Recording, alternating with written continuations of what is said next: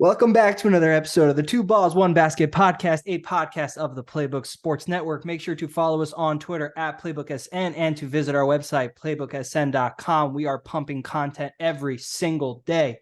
As always, I am your host, Jordan, and with me today is from 5 Reasons Sports, Greg Sylvander, Mr. Guts.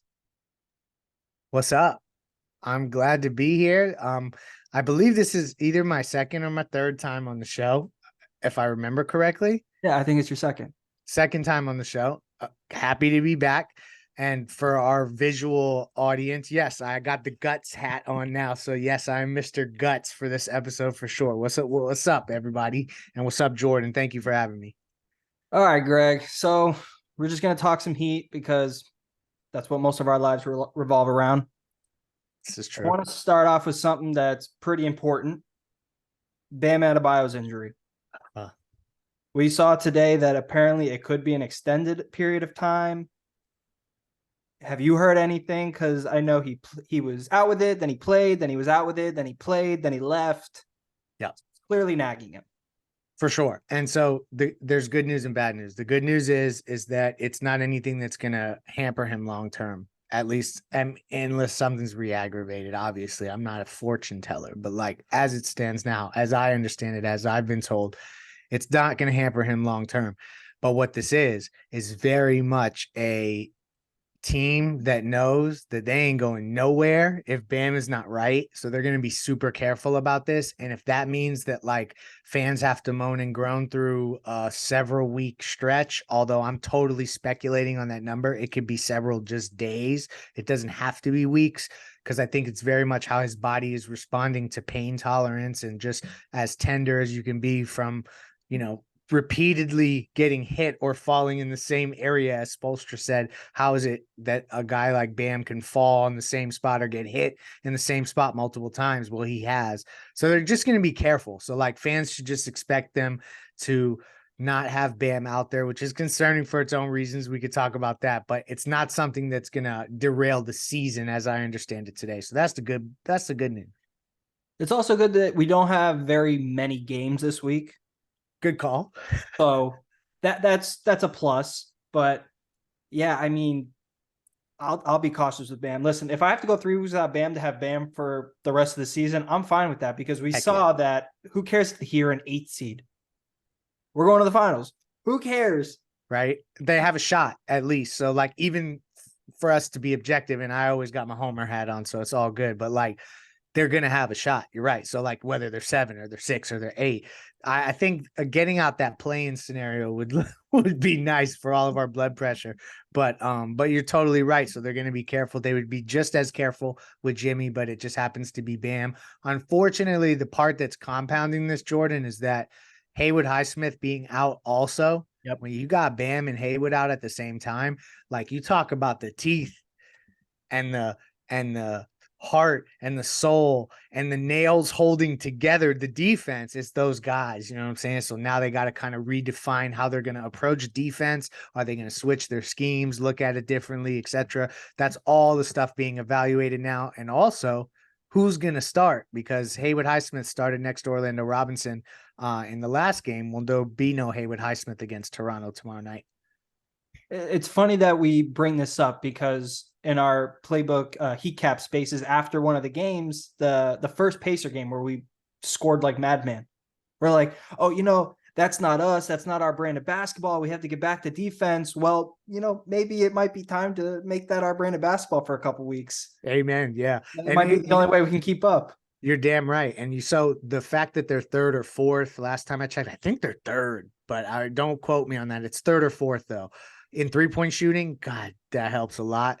And they need Jimmy to be out there and be right. And then the other part of this is like, it would be really damn good if Tyler Hero could get back on the court right about now, just to accentuate that offense you're talking about. You know what I mean? Lean into that direction. If that's what they got to do for a week or 2 weeks or whatever the hell the time is. Although I bet you Bam's playing by Christmas, if I had to guess. 100%. There's no chance he's missing a home game at Christmas. Amen. I don't give a damn. He'll play hurt and then he'll sit out another couple weeks. Right. And if that's what he has to do just to beat the Sixers, I'm in, because I'd never rather be the Sixers. But yeah, that's a situation where it'll be interesting because Jaquez has a damn good opportunity in front of him right now. And he's already seizing every opportunity that they're putting in front of him. Yep. And now they're in this scenario where they basically have to go to him and say, listen, we don't want to change what you're doing, but you got to we got more to put on your plate. Do more. And like, now we're going to see how he responds to that, which is super fascinating. I think Heat fans are all like really looking forward to the Jaime Jaquez story the rest of the year. So I wanted your opinion real quick, and then we're going to get into Jaime. That was actually my next topic. So you mentioned about who will start. Do you think that Thomas Bryant has completely lost his rotation spot? Because it looks like, depending on the matchups, Kevin Love may start at the 5, and then Orlando be your backup, which is not a bad idea because Orlando looks like he's progressed. He has. He just does some bonehead stuff, but that comes with the maturity. You're right. You're right. And he's super bright and self-aware. Like when we interviewed him, it was like absolutely striking to me how self-aware, articulate, and like just absolutely put together in terms of like, he knows what his role is, what he's supposed to be doing, what he's capable of, what his limitations are, where he needs to improve. He's like the anti, Hassan Whiteside, for lack of a better term. So anyway, I say that all to give credit to Orlando. I actually think Orlando will end up starting the majority of the time because Kevin is more situational. And I think Spo knows he could lean into K-Love if he has to. I don't think Bryant will initially be in the rotation, but you know how these things go, man. Like one foul trouble game and it's next man up. And here we go with him. But I think you're going to see smaller lineups, which could be fun as hell. A lot more Caleb Martin, which hopefully is fun because they need it to be. And then obviously just continuing to lean on Duncan. It's weird where they're going to have to maybe size down. Like I personally, Jordan, I'm interested in your perspective. Would you rather them try to play up to the size with a guy like Bryant or Spo go the opposite direction and throw caution to the wind and actually play smaller and maybe zone up to get through those stretches, but see how that works? What direction would you go? For me, it's situational. It's all matchup dependent. If you're going to play a team like Minnesota, can't go small. Too big. Because they're too big and they also run. But if you're going to play a team like Indiana, why not? I'm not scared of Miles Turner. That makes total sense. Let him get 14 rebounds. Yeah. Big deal. So it's got to be the matchup. I prefer to lean into the zone because for the last 5 years we've shown that we run it better than most college programs. This is damn true. So like it's not a bad idea. Spoelstra knows what he's doing. There's no way we can lose from whichever option he chooses. You're right. What a luxury. So we don't veer too far from Jaime because I want to stick to not that you showed me a show sheet or that you even have one, but I don't want to take over here. But can we just for one? That's what we do at 5 on the Floor too. So great minds think alike, as someone said to me earlier today. Let's just stop for a minute. Like we were having this discussion on 5 on the Floor today. This damn coach of the year situation where like Orlando or Minnesota is going to get coach of the year. I'm not even going to say the coaches' names. I don't care. And they're deserving. They're good coaches. And like Spoelstra still hasn't won one. Like it's just ridiculous. Anyway, I'm going to get off my soapbox now, but the fact that that's just surprising team of the year award and no longer about who's the actual best coach, that just sucks for that. The cachet that award once came with. Anyway, I rant over. That's funny. I actually had that exact conversation with an extremely drunk gentleman at the casino last Saturday. I'm not far off, I guess. But yeah, let's talk about Jaime. So we'll get in depth more as we go, but I want to know how the Heat just always draft spectacular players. That's a great damn question because there was a long time where I was told that the Heat couldn't draft and that like basically if they hadn't hit the Wade pick, everything would go in the opposite direction. And then they get late lottery picks and hit on Bam and hit on Tyler. And then when I say hit on Bam, I mean like hit that damn ball out of the park, like on some like Gary Sheffield on the Marlins in the 90s. Like I'm taking it way back. Like that's that kind of home run. And Jaime, like I remember Tyler when he first started playing. I made the comment that he was as polished, if not more polished offensively than even Dwayne was as a rookie. Keeping that very specific, damn it. Very Because the important. raw athleticism by Dwayne, he could push over the top and go, yeah, dunk it on, he's yoking on J.O. Like Tyler Hero ain't doing that. So he has to rely a little bit more on the skill stuff. Jaime is like this bridge of like, he's got some fast twitch hops happening. Like you could tell, like, in fact, I've heard through the grapevine per sources that there's a opportunity potentially to see him in the slam dunk contest. So like, that's how versatile dude is. You know what I mean? But we don't think of him like that, but he's got that in his bag. Yet he's one of the more efficient 3-point shooters from the shots that he's getting. Per Nikias Duncan on his show, which everyone follow Nikias and Steve Jones. What the hell are you doing if you don't? And listen to the Dunker Spot. His points per possession on post-ups is unbelievable. It's numbers that are earth-shattering, and I'm not going to recite them because who cares about the data? He's so good. It's just I have not been as excited for a rookie in a long time because it's not just he's highly skilled or it's not just flashy plays. It's like he's also a heat guy, a grit guy, a glue guy, but maybe a player that like he spent his whole life trying to emulate Jimmy and now he gets to spend every day with Jimmy. Like it's a perfect scenario. So like it's just all that connective tissue around him makes for a really dope story that I personally did not think of him as a Heat pick until the morning of the draft. I got a text message that said it's probably Jaime Jaquez. And so then I'm like going back and trying to do research. I'm like, we barely touched on him on our draft preview stuff. And that's credit to them for keeping the info away from me. I really like the Jaime pick because I knew he went to 4 years of college. Yeah. I don't watch very much college basketball. I watch my college, FGCU. They suck. Shout out you guys. Get your shit together. But I watched him in the tournament every year he was there. And I always I graduated from Estero High School right down the street from FGCU. Oh, you did? Fun fact, yeah. Anyway, let's continue.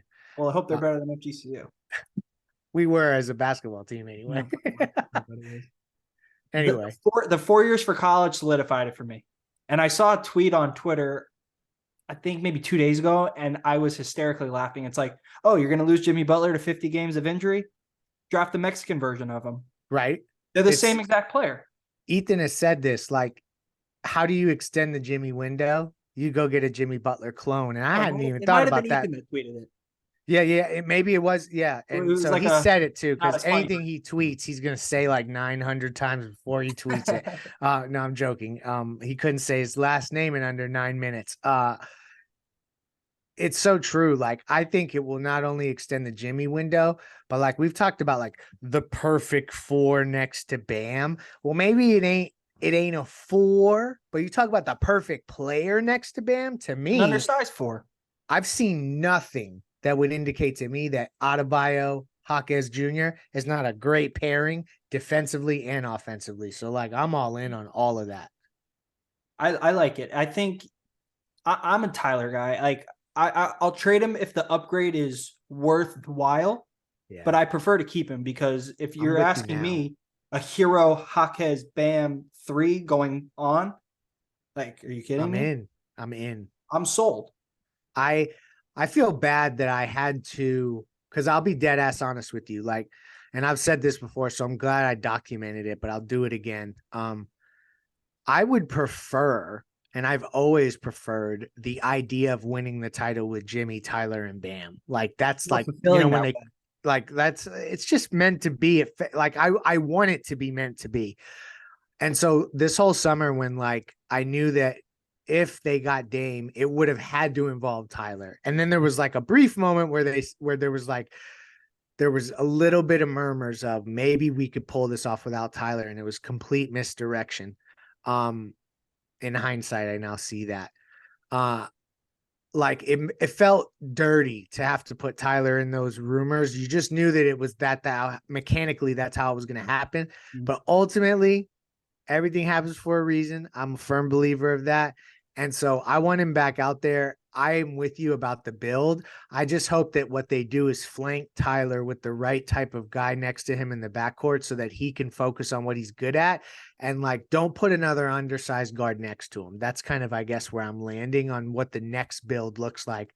Although let's not skip to the next build just yet. Let's finish this one. Yeah.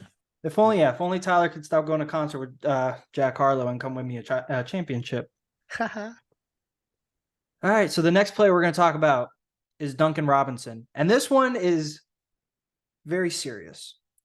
I want to know, are you surprised by Duncan Robinson's play? And before I let you go, I'm going to go, little plot twist here. Boom. Because this was asked to me at the gym today, which gave me the idea. I'm not surprised by Duncan Robinson's play. And here's why. We've already seen it. This is true. He's done this before. We were so upset that he stopped doing it. It's expectations, isn't it? So now he's just back to what he was, which You're right. The player that deserved the contract. Except he's better.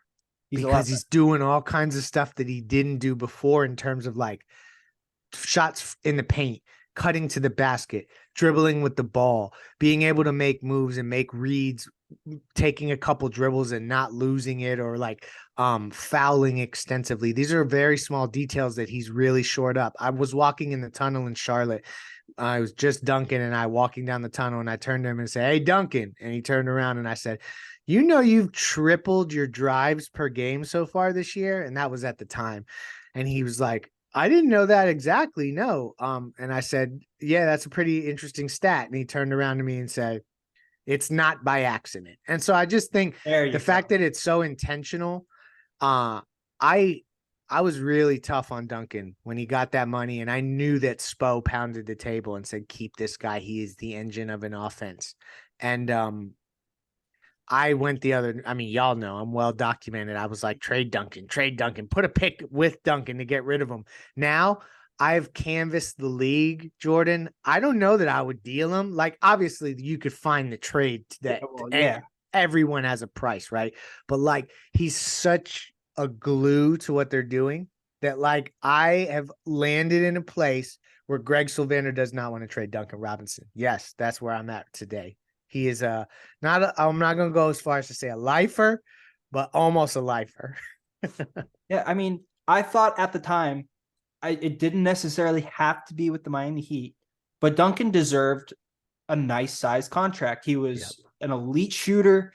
He helped us get to the finals. I'm not going to say he brought us there, but he was instrumental in it. He deserved the contract. The years, the amount, that could have been argued, but now he's playing like it. And I love that you brought up the drives, because one game we were watching, I think he had like 23 points and hit 2 threes. Right. I was like, how the hell does that happen? Yeah. How do numbers work now? Yeah. Did they switch the scoring system in the NBA? It's just really nice to see a professional basketball player not settle for right. You know, he's like, okay, I lost my starting spot to Max because Max could provide a little bit more offensively than I can. Well, let me go work on it. Just because you're a professional doesn't mean you can't get better. It's so badass. Do you know how, like, most of us think we got life all figured out, and that guy's reached the pinnacle of his career. He is better at what he does than any of us that are listening to this are at what we do.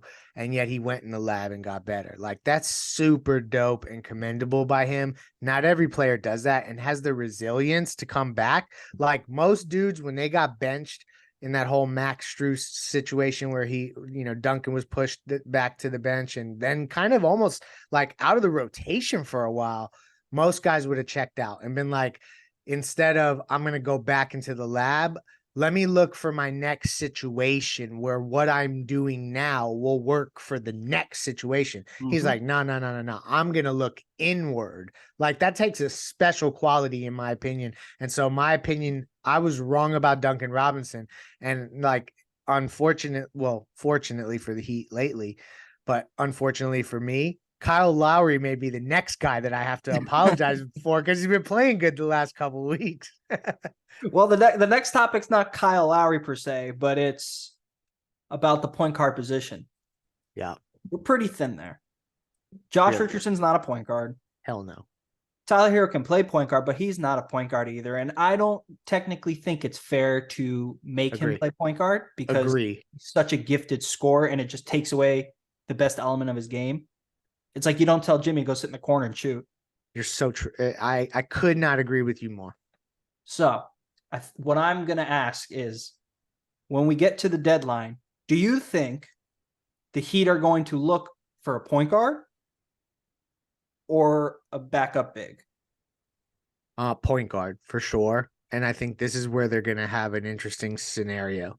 I do think the point guard is more likely to come out of the Western Conference. But again, like we're 20 games in. So I just want to caution everyone, like no team is really putting all their chips on the table yet and having those meaningful conversations. So if you see like certain places like start popping off with trade rumors, if it ain't Shams or Woj right now, just take it with a grain of salt, even if it's from me. Even if I'm like saying per source, as I've done, when I get it from a legitimate source, I could be getting used right now. It's early. By the deadline, I think a point guard will be the guy, but this is where they're going to stand. Do you use the bloated $29 million expiring contract, $29.7 million expiring contract of Kyle Lowry to go dramatically reshape what you're doing? Or has Kyle played himself into a role where now you kind of like what he's providing you and you're not going to pay Caleb Martin long term? So do you use the $6.8 million that he makes and try to upgrade? Maybe you take Thomas Bryant, Niko Jovic.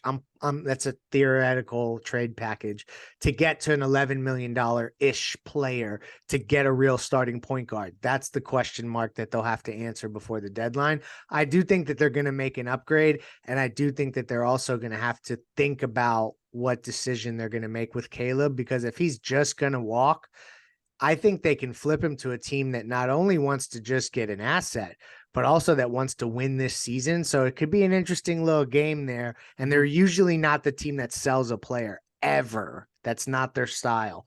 But I think this may be one of the unique scenarios where, because they're so deficient at guard, they may look to flip him. I don't have a problem with Kyle Lowry and his play of late because he is playing well. But for 30 million, 29.7, what 30, we're going to say 30. Percent of total cap, it's no good. Yeah, like it's just I talked to my friend Sydney and I always complain about Kyle Lowry. She's like, but he has 12 points. I'd be like, he's making $30 million. I can score 7 points for $30 million. I don't care. Like, yeah, we're the same height. My butt's not as big, but I know. And lately, and I felt that same way early in the season. And there, especially when there's moments where he looks disengaged and he's not shooting, like you're 45% from three, Kyle.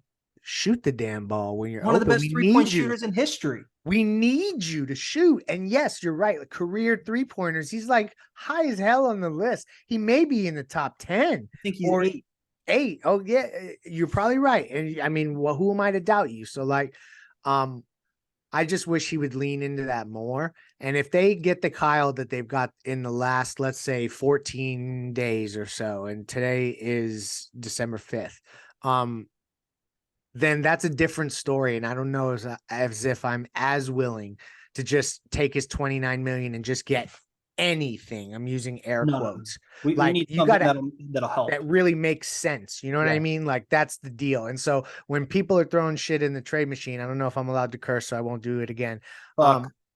Oh, perfect. Now I know. When people are fucking around on the trade machine too much, like really ask yourself, are they going to disrupt what they have for this and also like attach a pick to it? Or attach Niko Jovic to it. Like really ask yourself that. And I think you'll find that the packages start to dwindle, but who knows what the hell will be available in February. Like what's available now conceptually may completely flip in, 90 days.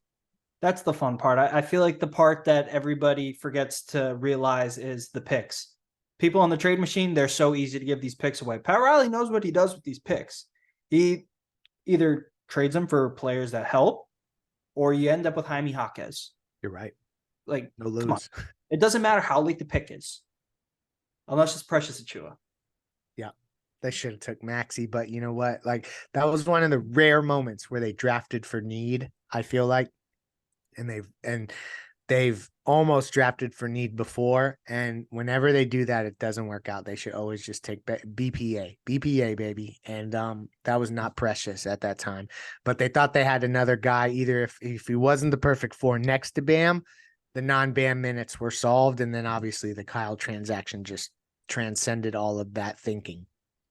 And I like what you said about Caleb as well, because I've been an advocate that if we're not a top 3 seed, you have to trade Caleb, because we can't keep letting these players walk. I mean, I don't want to argue with the franchise, but it doesn't sit right with me. Like, oh, we nurtured this guy. We made him such a good player. We can get so much for him or something valuable. And then we don't. And he leaves, he takes 20 million somewhere else. He ends up sucking, but yeah, it's a weird situation because like, it's all good if you let him walk as long as you got another dude waiting in the wings, right? And so like Duncan's reemergence made the Max Strus departure. Like nobody even gives a shit that Max Strus left because Duncan's balling. But if Duncan was doing what he did like last year and struggling, and shooting like 29% from 3 on 9 attempts, like we would all be like, oh my God, why'd they let Max go? And we're almost kind of still groaning about the fact that Gabe's not here to just fortify the point guard position, even though he hasn't really played well in LA, right? So it's like they're walking a very fine line.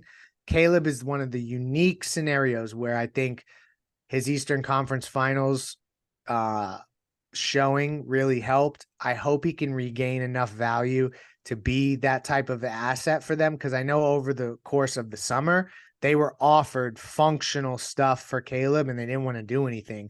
In fact, like we heard that Ethan heard that Philly called and was like, we'll give you PJ Tucker and a draft asset for Caleb Martin. And Miami shut that down immediately. You know what I mean? They weren't interested, but like other teams called too. And so I hope that is the case when they ramp back up in February, but you got to make sure you're fortified with your prospects. You know what I mean? And Jaquez has helped that, but I think you need the Cole Swiders of the world, the Jamal Canes of the world. You need to hit one of those guys, just one of them has to ascend.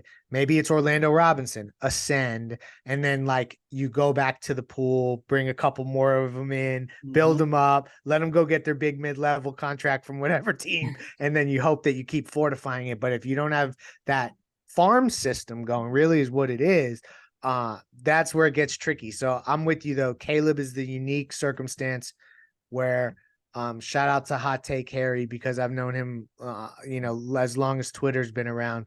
I agree with him. They probably should flip Caleb for a pick by the deadline. I also agree with Harry on there. All right, trade talk, everyone's favorite stuff. Yep. Now, I got one topic left before we get out of here, and this one will be fun. Are the Miami Heat NBA championship contenders? Based off of roster, not knowing that they can go at any point, it doesn't matter the seed. Are they contenders in our eyes? I believe so. And I'll just say this. It has absolutely nothing to do with their record. It has nothing to do with how they've played, how they've looked. Sight unseen. I'll take Jimmy Butler, Bam Adebayo, and Eric Spoelstra. Sight unseen. So let's go. Like, whatever. Like, bring it on. I don't see anything in the East that makes me feel like, oh, that's too daunting. They can't overcome that. And so to me, if you can get out of your conference, you're a contender. Because like everyone always says, oh, Riley, winning or misery. It's all about championships. You got to win championships. That's total bullshit. You know what Riley's always after? Competing for championships. You know how hard it is to win one? You just want to be consistently competing for championships. And so if you can get out of your conference, you can compete. And I think Eric Spoelstra, Jimmy, and Bam. And now I'm going to just sneak Jaime Jaquez into that and Duncan Robinson into that and Tyler Hero, who was balling like crazy before he got hurt. Like, they got a good shot. And so I don't give a shit what happens in the regular season. If they're in the postseason, to me, they're a threat in the East. Yeah, I mean, I saw Ethan's interview with Giannis. He said, when the Heat are fully healthy, are they a threat? And he goes, oh my God, of course. Like, you got, why are you even asking the best player in the world saying that? Yeah, exactly. If he thinks that, who the hell is anybody on Twitter, X, podcast, or etc.? Who is anybody to say differently?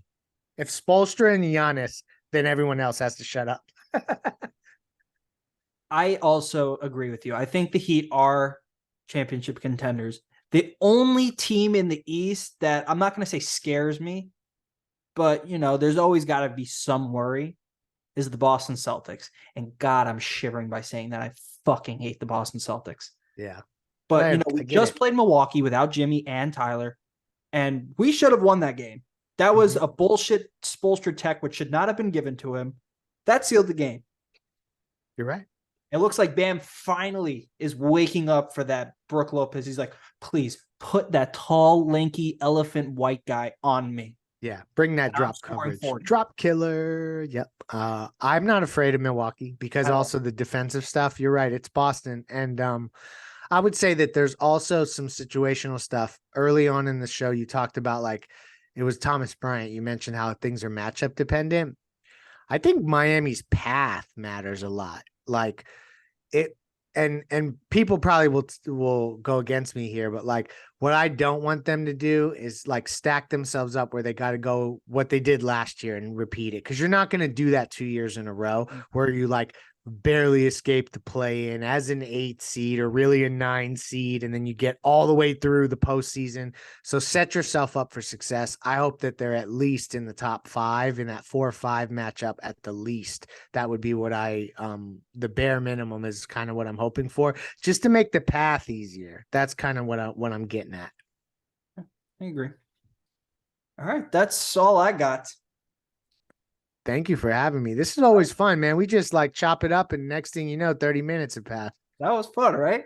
Yep. I'll be back. Tell everybody. Yeah, Greg, you're always welcome. I said that last episode. Always welcome whenever you want. Definitely. And I will make sure and shout this out from the rooftop so that everybody definitely can check it out. This is a great show. What y'all do at your network also, and just in the partnership that we've done with 5 Reasons, I just want to let y'all know that like I'm fully supportive. I'm in with Playbook Sports. Like that's what's up. So like that y'all are, I love the fact that you're growing what you're doing and people are picking up on it. And like that's a good thing. So you should feel good about it. I appreciate it. That means a lot. Greg, is there anything you want to say before I let you go? Just have the guts to continue to believe in the culture, folks. Peace out. I knew you were going to say that. All right, man. Peace out. Thanks for coming. Thank you.